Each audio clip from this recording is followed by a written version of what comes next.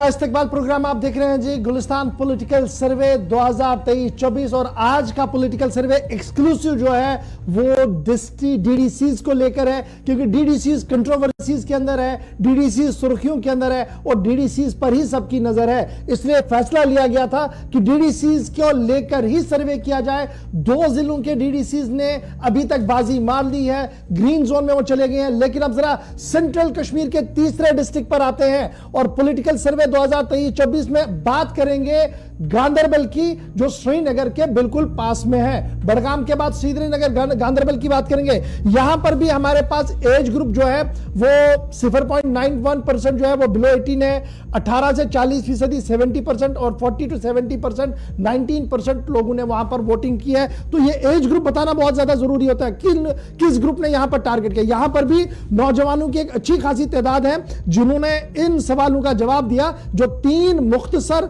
और जामिया सवाल हमने पूरे जम्मू कश्मीर के अंदर पूछे। कोई चौथा 5वां सवाल नहीं पूछा। और यहां पर एज ग्रुप के बाद फटाफट से जरा वोट्स की ओर आ जाएंगे और आपको बताएंगे कि जिला गांदरबल में कितने वोट्स पड़े हैं। नंबर ऑफ वोट्स जो कास्ट हुए हैं जी 28,314। अब ये गांदरबल की जब आप बात करते तो कॉन्स्टिट्यूएंसी वाइज ये 2 है, कंगन और गांदरबल। जिला छोटा है लेकिन उसके बावजूद भी 28,314 लोगों ने वोट किया है। और अगर हम 2011 सेंसस की बात करें तो 3 लाख से ज्यादा वोटर्स 2011 सेंसस के हिसाब से, उसमें उसको जब आप बेसलाइन बनाएंगे तो एक उतना बड़ा सैंपल सर्वे नहीं है, लेकिन फिर भी 28,000 लोग आज के दिन में अगर आपके साथ जुड़कर सैंपल सर्वे में हिस्सा लेते हैं, आपके सवालों का जवाब देखते हैं तो बड़ी बात है। पिछले दिनों 2 डिस्ट्रिक्ट में हमने देखा था 2-2, 4-4 वोट रिजेक्ट हुए। यहां पर 24 वोट रिजेक्ट हुए हैं। टेक्निकल टीम ने इनको पकड़ा कि ये जनाब नहीं चल सकती। चेक एंड बैलेंस बड़ा मजबूत रखा गया था, इसलिए बहुत बहुत मुबारक हो जी हमारी टेक्निकल टीम को। 24 लोगों को यहां पर बाहर का रास्ता दिखाया गया। अब जब ये रिजल्ट सामने आए हैं, रिजेक्ट वोट है, 28,000 वोट टोटल पड़े। सवालों का जवाब फटाफट से आपके सामने रखते हैं जी। पहला सवाल क्या था कि आप किस तरीके से परफॉर्मेंस को रेट करेंगे, किसको? नुज़हत अशफाक को। ये कौन है जी नुज़हत अशफाक? इशफाक जब्बार साहब साबिक एमएलए रह चुके हैं, उनकी अहलिया है, चुनाव में उतरी है और यहां पर जीत दर्ज की है। 17.9% गुड। अच्छा जी, गुड है जी 35.6% और 17.9% इनका एवरेज है और पुअर परफॉर्मेंस जो है वो 49.7 है।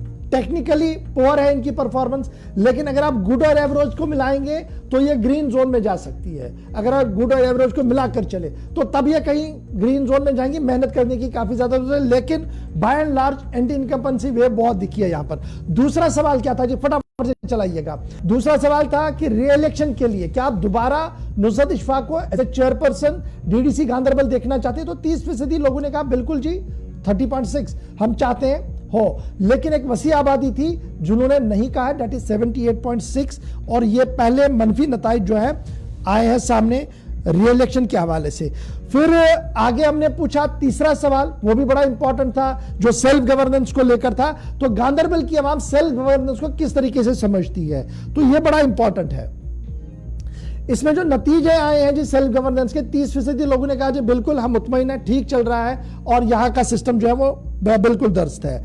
और 25% लोग ऐसे थे जिन्होंने नहीं में जवाब दिया है और 39% ऐसे थे जिन्होंने कहा कि बिल्कुल जी हम इस सवाल का जवाब नहीं देंगे, डोंट नो कि वेदर इट इज गुड और बैड, हम इस पर नहीं जाना चाहते। तो यहां पर आबादी ज्यादा 39% लोगों की है जिन्होंने कहा कि नहीं जी हम इस पर कोई कमेंट ही नहीं करेंगे और कोई सवाल का जवाब नहीं देंगे। तो फाइनल रिजल्ट क्यों आइएगा जी, क्या है हमारी टेक्निकल टीम ने तैयार किया है? पुअर परफॉर्मेंस 49.7, वो तो सीधी सी बात थी। अब जनाब सीधे चलेंगे, पहले आपके पास आ रहा हूं जी आमिर साहब। ये सेंट्रल कश्मीर के नताइज है और श्रीनगर के बाद ये तीनों डिस्ट्रिक्ट्स बड़े इंपॉर्टेंट है, श्रीनगर, बड़गाम और गांदरबल। 2 डिस्ट्रिक्ट्स की नविश और 2 डिस्ट्रिक्टों की कार्रवाई हमने पीठ थपथपाई, लेकिन तीसरा डिस्ट्रिक्ट आते आते सवालों का जवाब खुद मिलना शुरू हो गया कि जो बातें आ रही थी वो ग्राउंड पर भी दिख रही है। किस तरीके से लोगों के इस मूड को देखा जाए? जी, अच्छी बात है। मैं वजीर साहब का इससे पहले जो सर्वे के जो नतीजे आए थे उनको मुबारकबाद पेश करता हूं। और लेकिन मैं यही कहना चाहता हूं, देखिए पुअर परफॉर्मेंस की बात हो, लेकिन अगर हम ओवरऑल देखें टीडीसी जिस तरीके से इसका डोल पूरी रियासत में, जो अब रियासत रही नहीं, पूरी रियासत में इसका डोल बजाया गया था कि जो लोकल सेल्फ गवर्नमेंट है, ग्रास रूट, इसको हम ग्रास रूट डेमोक्रेसी कहेंगे। तो जमहूरियत में अगर पूरे मुल्क में जिस तरीके का निजाम चल रहा था, मुझे तो लगता है जो टीडीसी इंतखाबात हुए थे वो यहाँ पर इसलिए कराए गए थे ताकि जो असेंबली का जो अंदाजा लगाया जाएगा कि असेंबली में क्या यहाँ के लोग जो जिसके सपने और जिसकी कयासारी हो रही है, 50 पार की बात हो रही है, उसका एक रिहर्सल जो है डीडीसी का किया गया था, लेकिन डीडीसी में वो नताइज उनके मुताबिक नहीं मिले और उसके बाद एम्पावर नहीं हुए। अब देखिए, सर्वे आपने, ठीक है, आपने बहुत अच्छी सर्वे की है। मैं कहूंगा कि जिस डिस्ट्रिक्ट में 10 लाख की पॉपुलेशन हो, 20-30 हजार के लोगों से पूछकर, ये भी बहुत बड़ी बात है। लेकिन मैं ये कहना चाहता हूं कि अगर आप ज्यादातर लोग देखेंगे इस सिस्टम से, मुझे लगता है कि जो एक ग्रास रूट डेमोक्रेसी और लोकल सेल्फ गवर्नमेंट कोई दिखने को नहीं मिलती है। और ज्यादा जो है एक वो मैं कहूंगा कि एक जो हम देख रहे हैं इनके खिलाफ भी जो है, मैं ये कहना चाहता हूं, जो हमारे बड़गाम के जो डीडीसी है इनके खिलाफ नो कॉन्फिडेंस मोशन भी एक जो है वो लाया गया था। तो एम्पावर नहीं हुए उस तरीके से, ज्यादा वो शो ऑफ मुझे लगता है कि डीडीसी का बारामूला में भी देखा, काम उतना नहीं हुआ। जैसे आपने कहा कि बड़गाम वाले को बैक है जी, वालिद साहब पॉलिटिक्स में थे, खुद पॉलिटिक्स में आए, एक बैकबोन है। यहाँ पर इशफाक, उसके वालिद साहब, उनका भी बैकबोन था, लेकिन यहाँ पर नताज वैसे नहीं है। ये anti incumbency with in the national conference जो वहां पर पैदा हुई थी, उसका नतीजा है कि सर्वे पर भी असर पड़ा उसका। साहब, ये गादरबल की पिछले कुछ अरसा की जो मुकामी सियासत है उसको समझने की जरूरत है। ये नताइज अगर आप उस पर ध्यान देंगे जरा, तो ये डायरेक्ट रिफ्लेक्ट करते हैं गांधरबल की जो लोकल पॉलिटिक्स है। देखिए, ये एक फैमिली की ट्रेडिशनल कॉन्स्टिट्यूएंसी रही है और फिर इशफाक जब्बार साहब का लास्ट टाइम नेशनल कॉन्फ्रेंस की टिकट पे इलेक्शन लड़ना और जीतना, और उसके बाद आजकल उनके जो ताल्लुकात खराब है, बल्कि अब तो उन्हें बेदखली किया गया नेशनल कॉन्फ्रेंस से। तो और उसके बाद एक तो वो पहलू, और दूसरा उसके बाद जो है मुसलसल वहाँ नेशनल कॉन्फ्रेंस का असर नफूज है कॉन्स्टिट्यूंसी में। तो ये सर्वे के रिजल्ट, ये जो आप इनका जो है मायूस कुन ही नजर आ रहा है कारकर्दगी जो ओवरऑल पब्लिक ओपिनियन है। तो डेफिनेटली इसका गांधरबल के जो पॉलिटिकल डायनेमिक्स हैं वो असरअंदाज हुए हैं इस पे।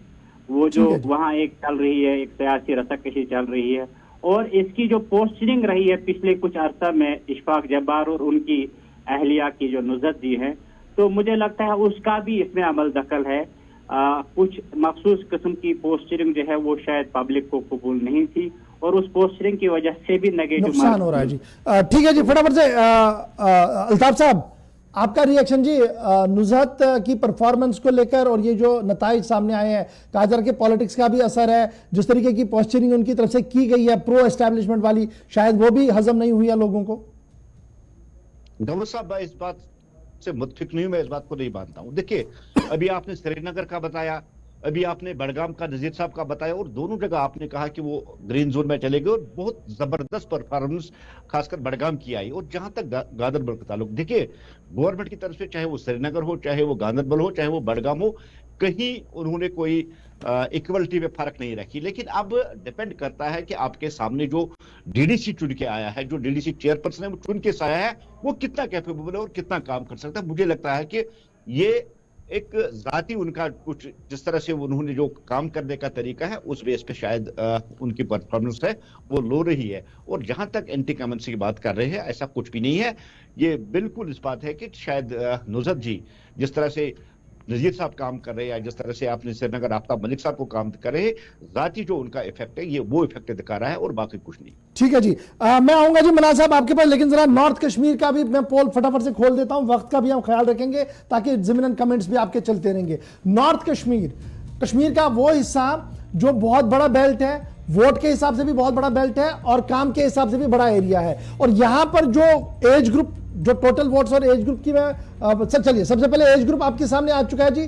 तो यहां पर अंडर 18 साल से कम उम्र के लोग जिन्होंने वोट किया नॉर्थ कश्मीर के अंदर दैट इज 2.1%। बाकी एज ग्रुप बिल्कुल रूटीन में 18 से 40 और 40 से 17 में, यहां पर भी आपको 79.2% जो है वो नौजवान दिखेंगे। लेकिन 40 से 70 वाले भी टेक बहुत ज्यादा इस्तेमाल करते हैं, 60.2%। ये इतना बड़ा इंपॉर्टेंट है जी। एज ग्रुप के बाद जरा वोट्स पर जी फटाफट से आइएगा, जल्दी से चलाइएगा जरा। वोट्स वाला मामला नॉर्थ कश्मीर का क्या है जी? जीपीएस पॉलिटिकल सर्वे साल 2023-24 का टोटल नंबर ऑफ वोट्स जो पड़े जी नॉर्थ कश्मीर के अंदर, ये बड़ा इंपॉर्टेंट है। और यहां पर वोट्स पड़े हैं 1,16,000 से ज्यादा वोट, और 7 वोट रिजेक्ट भी हुए हैं। पूरे नॉर्थ कश्मीर की हम बात कर रहे हैं, जहां पर बांडीपोरा है, बारामुल्ला है, कुपवाड़ा है। तो ये बड़ी आबादी है, और इस आबादी का एक हिस्सा है जिन्होंने हमारे वोटों के साथ हिस्सा लिया है। और रिजेक्ट वोट भी आपके सामने है जी, कितने वोट रिजेक्ट भी यहां पर भी हुए हैं। अब एक एक करके हम डिस्ट्रिक्ट वाइज भी चलेंगे और आपको बताएंगे कि नॉर्थ कश्मीर की पॉलिटिक्स क्या कुछ कह रहे हैं। सबसे पहले जिला बांडीपोरा, छोटा इलाका नहीं है जी। सुंबल से अगर आप शुरू करेंगे तो आपने इसको कहां लेना है? टीटवाल गुरेज तक। इतनी बड़ी कॉन्स्टिट्यूंसी है, आबादी के हिसाब से भी बहुत बड़ी है, और पॉपुलेशन जो 2011 का है वो 1,77,000 से भी ज्यादा है। तो आज तो उससे भी ज्यादा होगी है। अच्छा जी, इसमें जो टोटल वोट्स कास्ट हुए हैं वो 17,932 वोट टोटल हुए हैं। रिजेक्ट 6 वोट हुए हैं। 17,932 लोगों ने सर्वे में हिस्सा लिया, और 17,000 में से अब 3 सवालों का जवाब क्या कुछ आया है वो कंपाइल किया है जी हमारी टीम ने। अब अब्दुल गनी भट्ट साहब जो चेयरमैन है डीडीसी बांडीपोरा, इनका पहला सवाल का जवाब कि क्या आप परफॉर्मेंस को कैसे देखते हैं? 10.9% लोग कह रहे हैं बेहतर है, good, that is 10.9%। National conference से इनका ताल्लुक है जी। एवरेज है 42.2, यानी 50% कम लोग रहे हैं। चलिए जी ठीक है, जैसा है वैसा है, तो चल रहा है जी, काम चल रहा है। लेकिन 45% आबादी ये कह रही है कि जनाब हमें ये चीज बर्दाश्त नहीं है जी, हमें चाहिए बड़ा मजबूत आदमी। तो इसलिए 45% यहां पर। और अगर आप एवरेज और गुड को मिलाएंगे तो निकल सकती है, बाजी मार सकते हैं भट्ट साहब दोबारा भी। लेकिन दूसरे सवाल के जवाब में क्या कुछ है, ये बड़ा इंपॉर्टेंट है। क्या रीइलेक्शन आप इसका चाहते हैं? बड़ा सवाल था कि क्या आप रीइलेक्ट होना चाहते, इसको देखना चाहते हैं दोबारा से? तो इसमें बड़ा ज़मीनन जवाब आया। 45% लोगों ने कहा बिल्कुल जी ठीक है, क्योंकि एक पॉलिटिकल पार्टी को रिप्रेजेंट कर रहे हैं। और 60% ने कहा नहीं जनाब, अब की बार ऐसा नहीं चलेगा, काम कुछ और भी करना होगा। और तीसरे सवाल पर आते हैं सेल्फ गवर्नेंस, क्योंकि ये सारा सेल्फ गवर्नेंस घूम रहा है डीडीसी चेयरमैन के आसपास। वो कितने वाइब्रेंट है, वो कितने एक्टिव है, वो कितना पॉलिटिकल सिस्टम को ऑन रोड रखते हैं। तो यहां पर 32.8% लोगों ने कहा कि पॉलिटिकल गवर्नेंस, ये जो सेटिस्फाइड है जी हम किससे? पंचायती राज गवर्नेंस, सेल्फ गवर्नेंस से, दैट इज 32.8। और 42 पॉइंट आबादी ऐसी है जिन्होंने कहा कि जनाब निजाम दरहम बरहम हो गया जी, मुतमईन नहीं है, तब्दीली चाहते हैं इसलिए। और 24% लोगों ने खामोशी इख्तियार की, कहा कि हम इस पर कोई जवाब नहीं देंगे, डोंट नो, हम इस पर कोई बात नहीं कहेंगे। यानी ये न्यूट्रल है। 24.7% न्यूट्रल है। अगर आप 32 और 24 को मिलाएंगे तो सूरत हाल तब्दील होती हुई आपको जरूर नजर आएंगी। लेकिन जो मोटी खबर है वो ये है, पुअर परफॉर्मेंस है जी, ये लोगों ने मान लिया है। अब चलते हैं जी सीधे, पहले मैं मनहाज साहब आपके पास आऊंगा। एक हेड का होना, वाइब्रेंट होना कितना जरूरी है? क्योंकि अब जब हम आहिस्ता आहिस्ता करके रिजल्ट सामने रखेंगे तो काफी चीजें खुलकर सामने आएंगी आवाम के सामने। लेकिन जब हम इस वाले बेल्ट को, नॉर्थ को देखते हैं, पहले नतीजे जो आए हैं, माइस्कू ने कहा जा रहा कि ठीक है जी, काम हो सकता हुआ हो, लेकिन हम मुतमईन नहीं हैं, हम री-इलेक्शन में भी नहीं जाना चाहते। लेकिन अगर हम खामोश वाले लोगों को और एवरेज वाले लोगों को मिलाएंगे तो कहीं ना कहीं बात बनती हुई नजर आएगी। किस तरीके से इस एनएस को देखें जो अवाम की तरफ से सामने रखा गया?